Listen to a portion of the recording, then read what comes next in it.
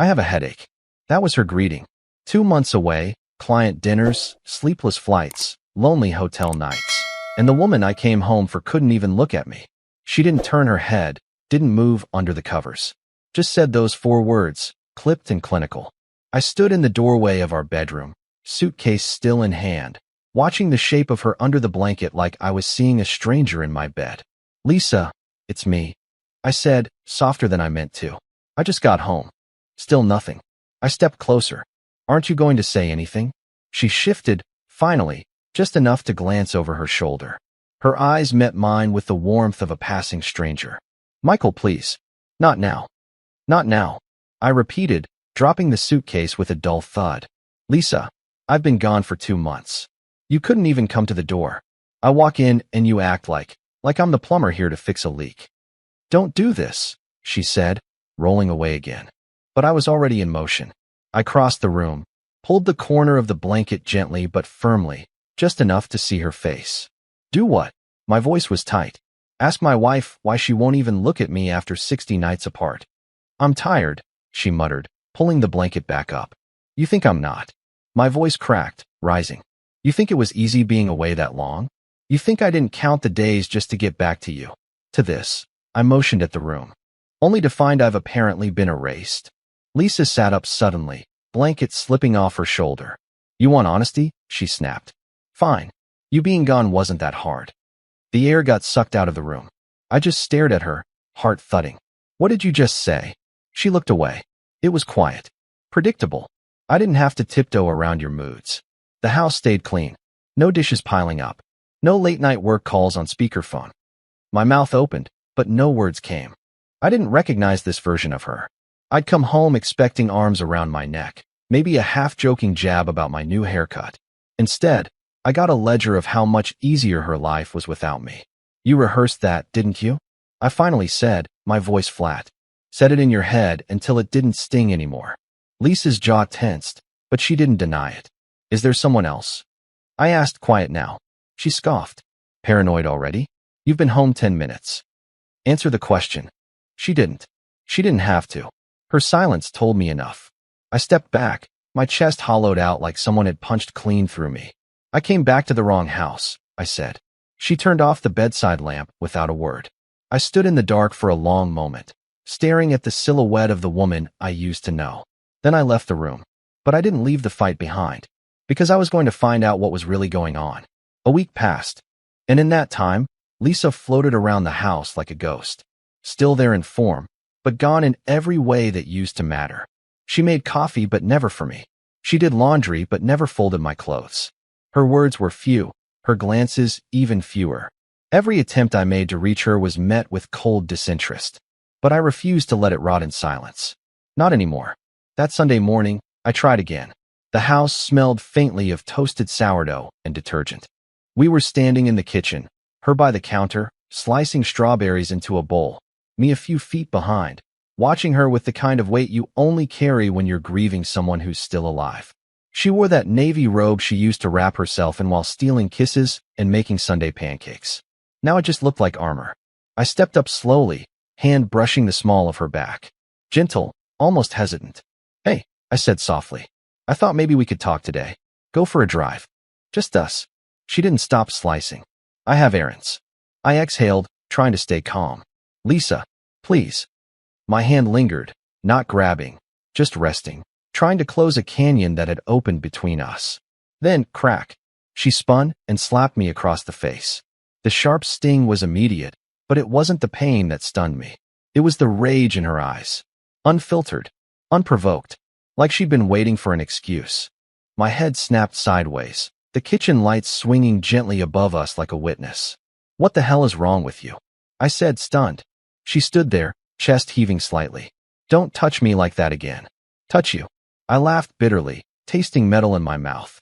"I'm your husband, Lisa." "You're a habit," she snapped. "One I'm trying to break." I took a long breath, steadying myself. "Then go ahead," I said. "Break it. But don't stand here pretending you're the victim when I've done nothing but try to fix whatever's broken." Her lips curled in that smug half-smile she'd started using lately. "Fix? You think a road trip and a soft hand on the back is going to fix this?"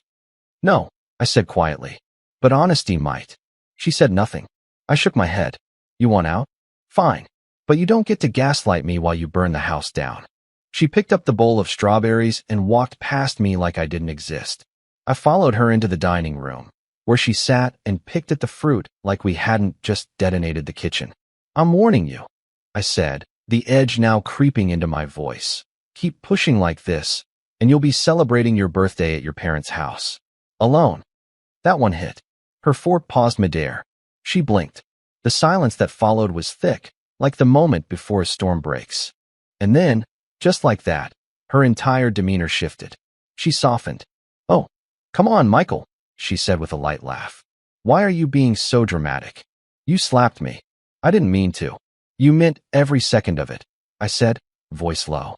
She looked down, adjusted her robe, then forced a gentle smile. I've just been under stress. Work's been crazy. You know how I get. Let's not make this bigger than it is. Her tone was honeyed now, but the memory of her hand cracking across my face was still fresh. The pivot was too sharp, too convenient. And that's when it hit me. Her emotions weren't random. They were tactics. Anger, detachment, seduction, now sudden softness. She was playing roles, each one designed to confuse, to deflect, to keep me chasing shadows. Something was going on, and I wasn't going to keep pretending it wasn't. I said nothing more, just stared at her. She shifted under my gaze for the first time in weeks. And in that moment, I made a silent promise to myself. I would find out the truth. And when I did, she wouldn't see it coming. Lisa's birthday arrived like a perfectly wrapped lie, beautiful on the outside, hollow inside. Our backyard in suburban Michigan had never looked better. String lights zigzagged overhead. The grill sizzled with marinated steaks. A Bluetooth speaker played a curated playlist Lisa had sent me a week earlier. Friends milled about with paper plates and laughter. From the outside, you'd think we were the picture of suburban bliss. But I knew better. Lisa wore a yellow sundress, the one with the low back she used to save for our anniversary dinners. She floated between conversations, wine glass in hand, laugh a little too loud, touches a little too performative. When our eyes met across the yard, she didn't smile. She just blinked and moved on. I was manning the grill, flipping ribeyes, nodding politely to the guys from her office. Some of them looked at me too long, like they knew something. Or maybe I was just paranoid. Then Emily appeared. Lisa's younger sister, 5 years apart, but a lifetime different. Where Lisa was polished and calculating, Emily had this unfiltered sincerity to her. Messy hair, a quick laugh, no poker face. She approached with a calm urgency, holding 2 beers. Hey, she said softly. Thought you could use something stronger than soda. I took the bottle. Thanks. She leaned in slightly, eyes scanning the crowd. You free for a second? Sure. She nodded toward the sliding door. Help me carry drinks from the kitchen? We slipped inside. The house was quiet, the sound of laughter now muffled by the walls. Emily opened the fridge and started grabbing bottles, but her hands were shaking slightly. You okay? I asked. She shut the fridge and turned to face me. I wasn't going to say anything, but I can't keep it in anymore. I waited, heart thudding. She lowered her voice. While you were away, I borrowed Lisa's phone one night. I was ordering takeout on her app. She asked me to. A text popped up. I said nothing. It was weird. Just initials. D. But it said something like, can't stop thinking about last night. And Lisa grabbed the phone so fast, I didn't even get to finish reading. I stared at her, jaw clenched. Emily's voice softened, eyes full of something between shame and compassion. I didn't want to assume anything, but the way she reacted, it wasn't nothing. I took a step back, gripping the kitchen counter behind me. D? I repeated. She nodded. Don't know who it is, but she works with a guy named Derek, right? I couldn't feel my hands anymore. Emily moved closer, placing a hand gently on my arm. I'm sorry. I really am. You didn't deserve this. That's when the door slid open behind us. We both turned quickly. It was Lisa, silhouetted in the doorway, cheeks flushed from wine and attention. There you two are, she said with an amused smile that didn't quite reach her eyes. Stealing drinks or secrets? I smiled, flat casual, just restocking the cooler. Lisa's gaze lingered on Emily's hand still resting on my arm. Then she tilted her head slightly and turned back to the party. Emily stepped away, eyes down. I exhaled slowly and followed them out. Back in the yard, the lights twinkled, the music resumed, and Lisa tossed her hair over one shoulder, laughing at something a colleague said. But I didn't hear the joke, because in my head, one name echoed again and again. Derek. And now, I wasn't just suspicious. I had a direction, and I wasn't going to stop until I had proof. The next day, I left the house with a paper bag and a plan. Lisa thought I was heading to the auto shop for my oil change. Instead, I parked 3 blocks from her downtown office, slid on a plain navy jacket, and walked through the glass doors of Feldman Plus West, the marketing firm where she'd worked for 5 years. I'd been there before, holiday parties, an open house once. I remembered the way the receptionist smiled like everything was perfect. Today was no different. Hi, welcome in. I smiled politely, just dropping off lunch for Lisa. From her husband. She didn't even check the schedule, just pointed. She's in the creative wing, 3rd door on the right. I nodded. Thanks. I'll find her. But I had no intention of doing that. Not yet. I moved past cubicles filled with clacking keyboards and forced small talk. No one paid me any attention.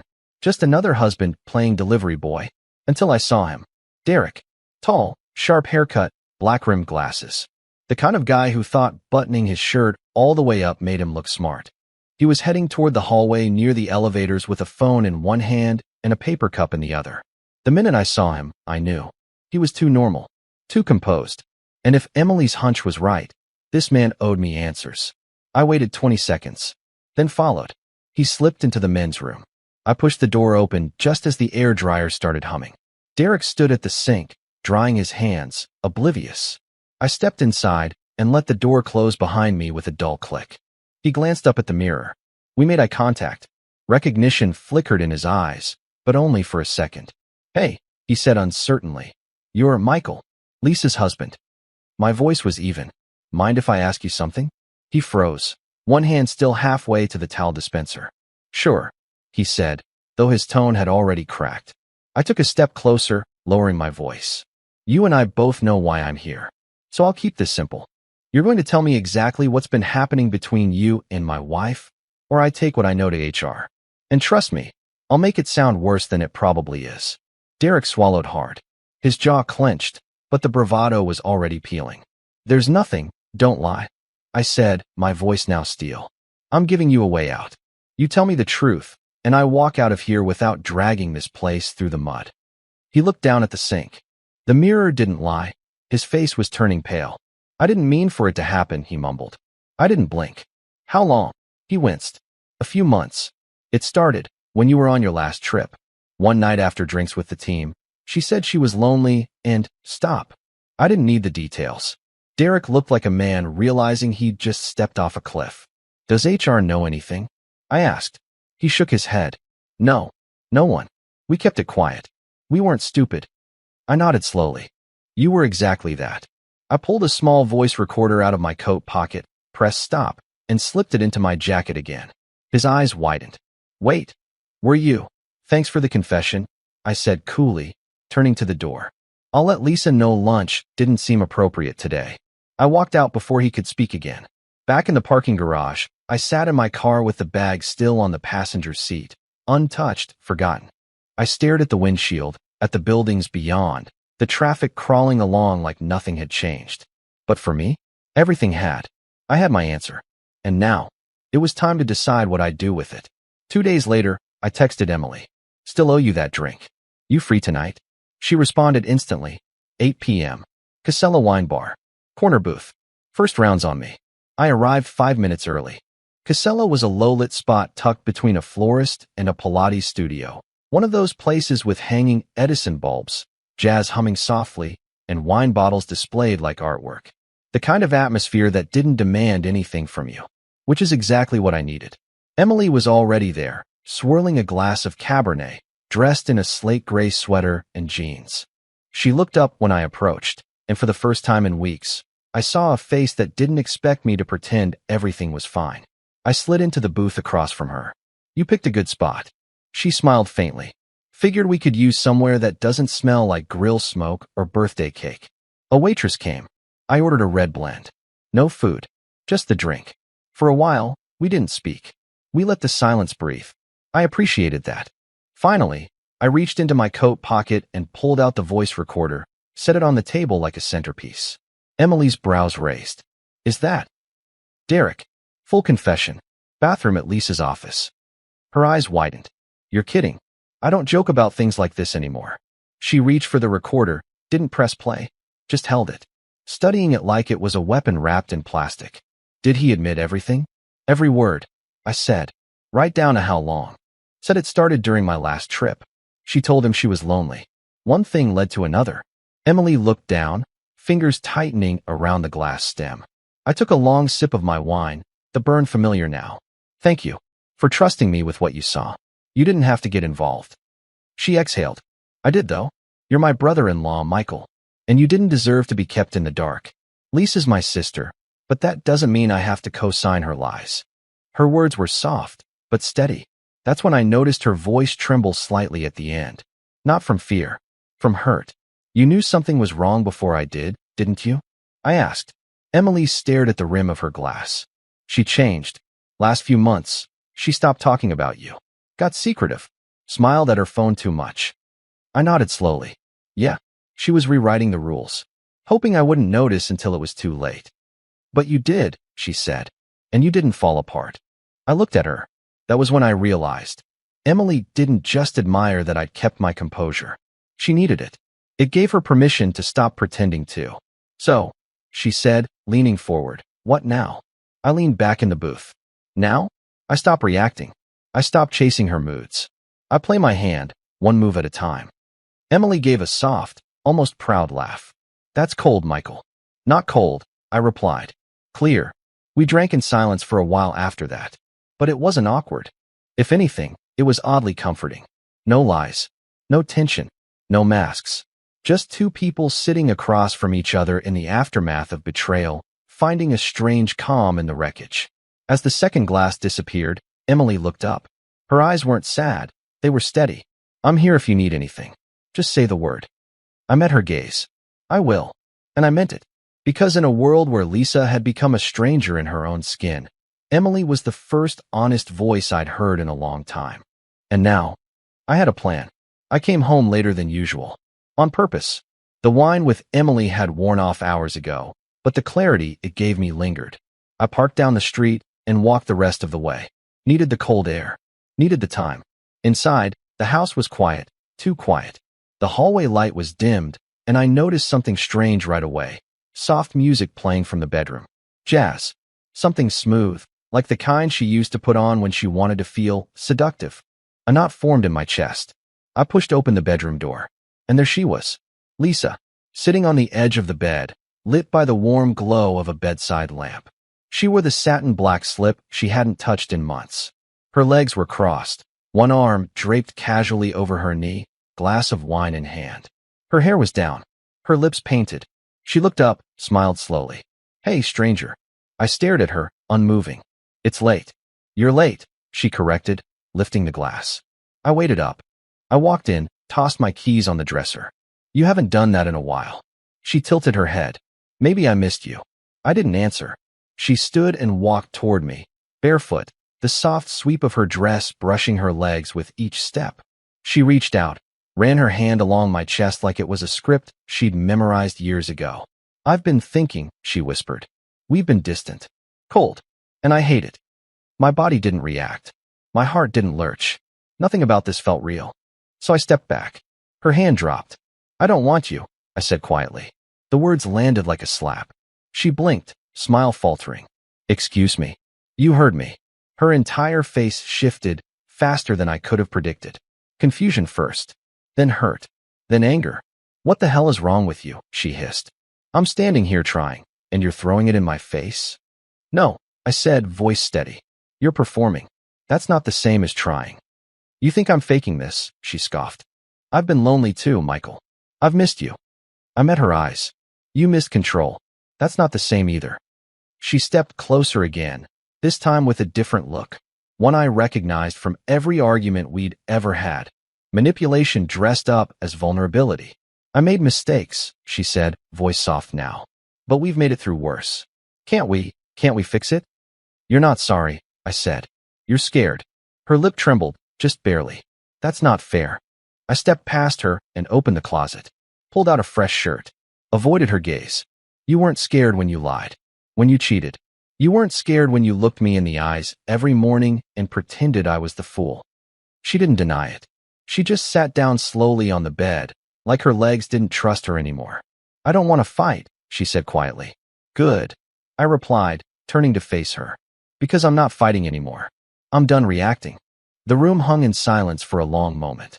She stared at me like she didn't recognize who I was. And maybe she didn't. Because the man standing in front of her wasn't the same one who left 2 months ago with hopeful eyes and a suitcase full of trust. That man was gone, and in his place stood someone colder, calmer, and far more dangerous. The courthouse hallway smelled like old paper and industrial-strength floor wax. I stood there alone, manila folder in hand, waiting for the clerk to finish stamping the copy. The divorce papers were simple, factual, no theatrics, no drawn-out bitterness in black ink. Just the beginning of the end. She handed them back to me without looking up. You'll receive a hearing date in the mail. Next. That was it. No fanfare. No lightning bolt. Just a quiet transaction that felt heavier than any verdict. Outside, the autumn wind cut through my coat, but I welcomed the cold. It reminded me I was still in control, still moving. I didn't go home. Instead, I texted Emily. Are you around?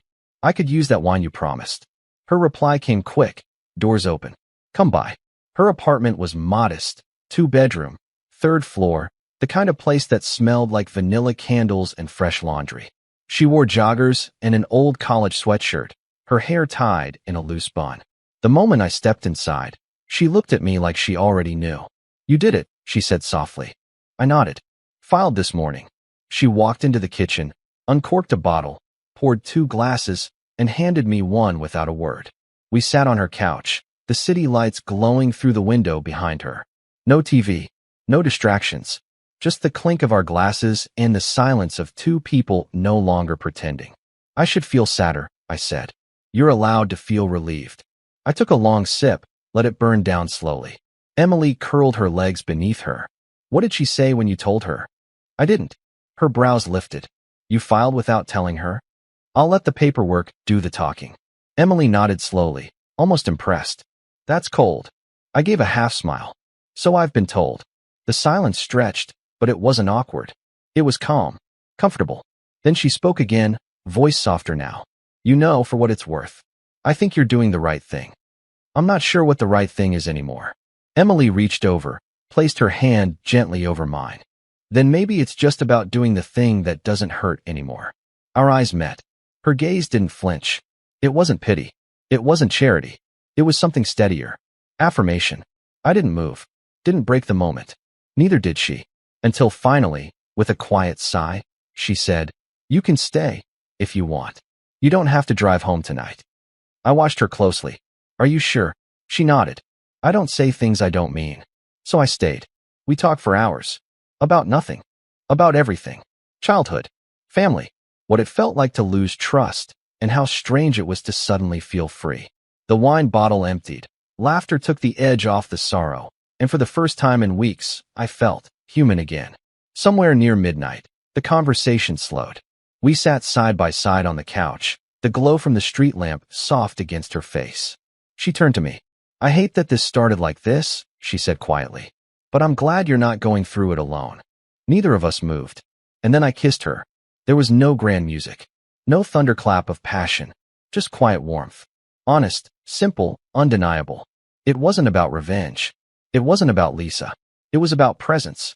2 people meeting in the middle of something broken and finding a moment of clarity. I stayed the night. While somewhere across town, Lisa called me 6 times. I didn't answer. I didn't even check the voicemails. Some silences are earned. And this one? It was long overdue. It was the kind of evening that should have passed without incident. Just drinks, grilled chicken, half-baked jokes, and old stories rehashed over wine. A few mutual friends had invited Lisa and me, well, us, out of habit, to a casual dinner at their place. I had planned to decline, but Emily was invited, too. She texted me the night before, You should come. Trust me. So I did. The house was packed. Laughter bounced off the walls, the kind of easy camaraderie that dulls tension and makes everyone talk a little louder than necessary. Lisa arrived before I did. She was already half a glass in when I walked through the door, wearing a tightly belted dress that was 2 sizes too small for the occasion and a smile that was stretched just a little too wide. Emily, on the other hand, wore something quiet, soft blue, simple earrings. Effortless, like she hadn't come to win attention but ended up getting it anyway. The dinner table seated 10, couples on each end, a few co-workers scattered in between. Lisa and I were across from each other.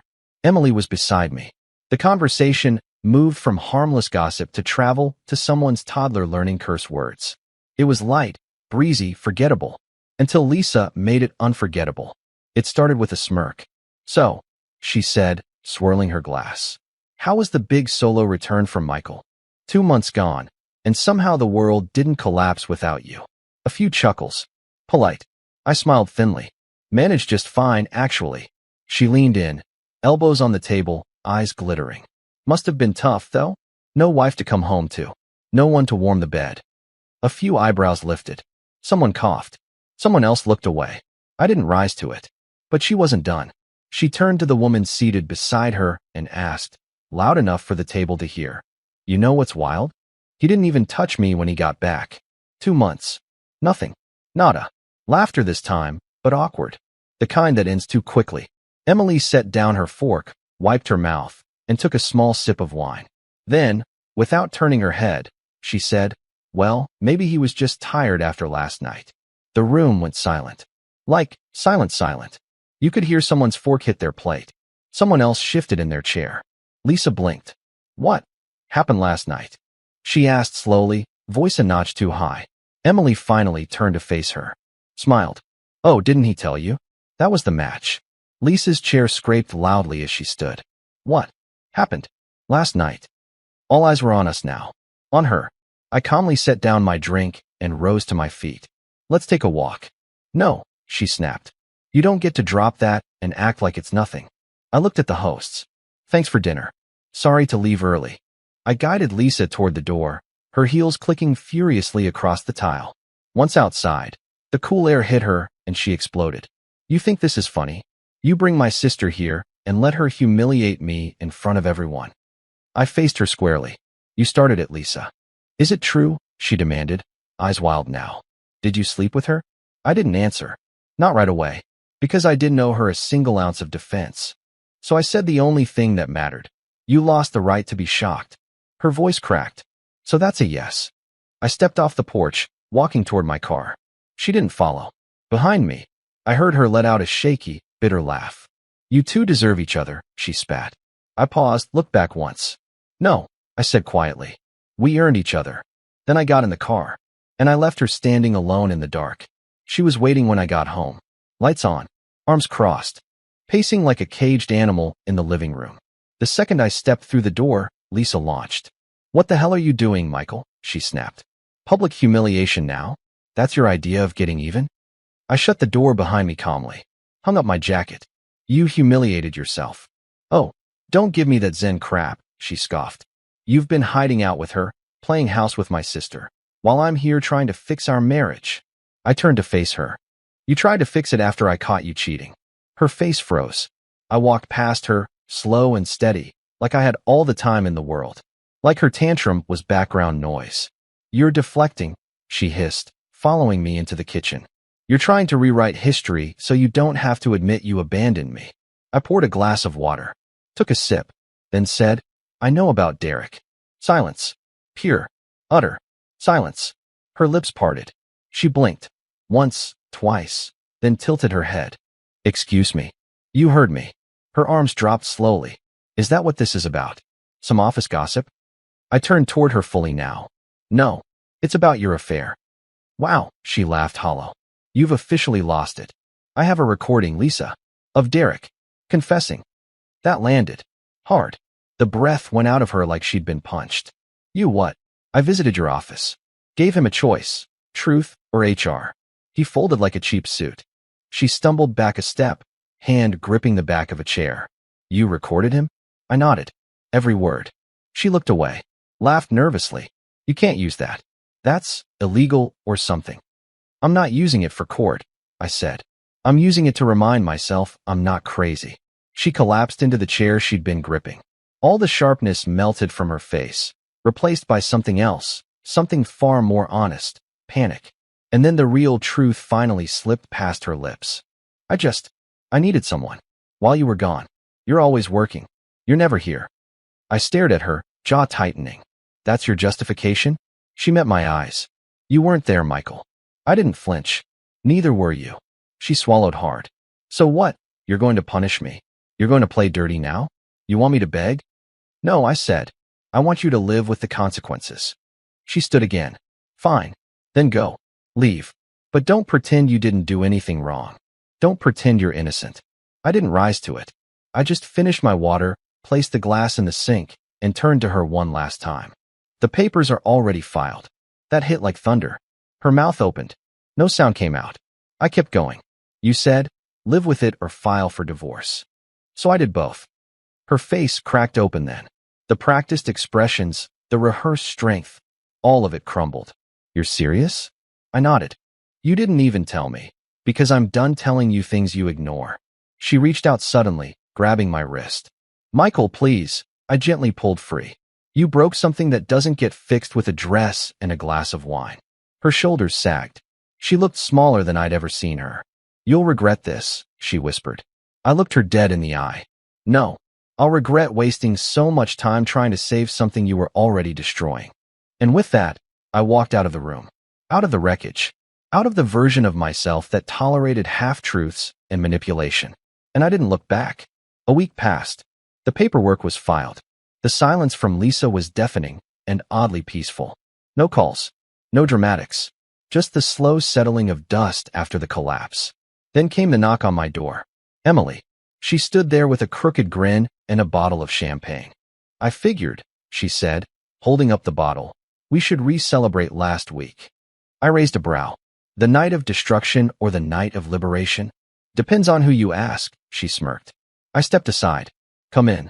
She walked in like she belonged there. She did, in a way, more than Lisa ever had. She wore jeans, a white tee under an open flannel, and a spark in her eye that hadn't been there during the chaos. She looked settled, strong, like she'd stepped out from under someone else's shadow. I brought the cheap stuff, she said, setting the bottle on the counter. Because I figured we've already blown our budget on emotional trauma this month. I laughed. You're not wrong. She popped the cork with a grin, poured us each a glass, and raised hers. To clean slates, she said. To knowing when to stop fighting for the wrong thing, I added. We clinked. The bubbles hit light and easy. No heaviness. No expectations. Just two people who had stood in the fire and walked out the other side. We sat on the couch, the same one I'd once avoided like a landmine. Now it felt like neutral ground. Emily turned to me, voice softer now. You look different. Different bad. No, she said. Like you can breathe again. I nodded. I didn't realize how much of myself I'd buried trying to keep things normal. Her expression turned thoughtful. You were never the problem, Michael. You were just trying to keep the house from falling while she was lighting matches in every room. I looked at her, studied the curve of her smile, the steadiness in her eyes. You stayed honest through all of it. That mattered more than you know. She shrugged. Sometimes the truth costs you people, but keeping lies costs you. We sat in quiet for a while, and then she turned to me again. So what now? I grinned. Now? I learned how to cook something that doesn't involve a microwave. She laughed. Ambitious. I might also explore the wild world of laundry folding. Daring. And, I added, I might occasionally drink wine with a certain woman who tells the truth even when it's messy. Emily leaned in, her voice low and warm. Sounds like a good plan. I didn't kiss her. Not then. This wasn't about rushing into something new. This was about breathing again. About the quiet strength of knowing who stood beside you when everything else fell apart. She smiled at me over the rim of her glass. And in that moment, nothing was broken anymore. It arrived on a Thursday. A formal email. Subject line, internal review notice, ethics investigation. I didn't open it. I already knew what it said. I'd sent the audio file, Derek's confession, clipped and clear, to Lisa's HR department 3 days earlier.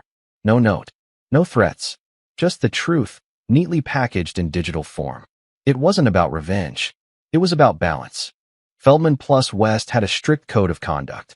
No intra-office relationships between reporting lines. No conflicts of interest, especially when one of them was married and using sick days for hotel liaisons. The company couldn't ignore it, and they didn't. By Friday, Derek was placed on administrative leave pending investigation. Lisa was temporarily reassigned to off-site work. The fallout was quiet but undeniable. I didn't celebrate. There was no victory dance.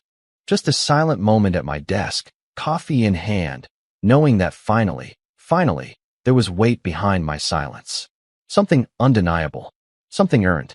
That evening, I stood at the kitchen window, watching the trees sway, their leaves halfway into gold. Emily came up behind me, wrapped her arms around my waist. "They called her today," she said softly. "HR. She's spiraling." "I know. You okay?" I turned to face her. "Yeah." Because I was. Not because she was falling, but because I wasn't. I wasn't the one hiding. I wasn't the one lying. And I wasn't the one who needed the last word to feel powerful. Sometimes justice doesn't roar. Sometimes it whispers. And sometimes it arrives with a time-stamped file and a well-worded subject line. I kissed Emily on the forehead, her arms still wrapped around me. Whatever came next, whatever life looked like beyond betrayal, beyond the rubble, I knew one thing for sure. I would never again mistake peace for quiet. And I would never again chase someone who'd already walked away. Some stories don't need rewriting. They just need to end. Clean. True. And exactly where they were meant to.